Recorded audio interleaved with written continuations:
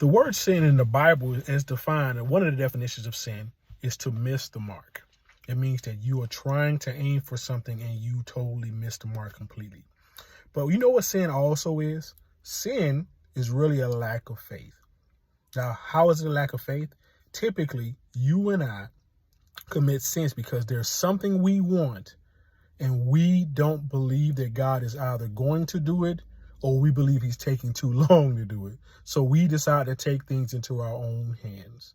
So we do miss the mark of being faithful and trusting God. But sin, in essence, is a lack of faith. Somehow we don't believe that God's going to bring that spouse. We don't believe that God's going to give me that job. We don't believe that God's going to give me these things that I want.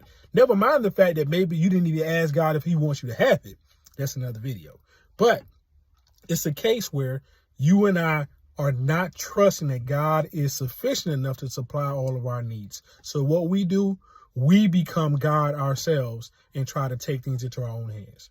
That's why sin is so dangerous. Not only does it create a divide between God and ourselves because we're disobedient, but it's also an affront to God because we're letting him know we don't believe that he can do what he says he can do.